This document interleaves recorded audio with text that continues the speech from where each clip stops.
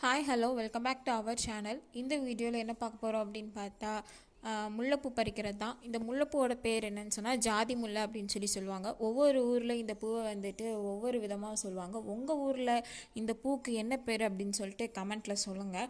So இந்த பூ வந்துட்டு ஒரு செடி இருந்தால் போதும், நிறையா பூ பூக்கும், நிறைய பூத்துக்கிட்டே இருக்கும். அதோட சீசன் ஃபுல்லாகவுமே நமக்கு 4 முழம் 2 முழம் 5 முழம் கிட்டத்தட்ட நிறைய பூத்துக்கிட்டே இருக்கும்.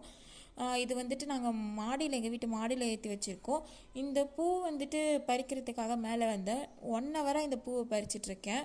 அப்புறம் சரி கட்டலாம் அப்படின்னு பார்த்தா கட்டுறதுக்கே ஒரு 1/2 hour எடுத்துக்கிச்சு. மொத்தமாக வந்துட்டு இதில் இன்றைக்கி ஒரு 2 முழம் கிடச்சிது. இந்த வீடியோ உங்களுக்கு பிடிச்சிருந்தா லைக் பண்ணுங்கள், ஷேர் பண்ணுங்கள், சப்ஸ்கிரைப் பண்ணுங்கள். டாடா பாய் பாய்.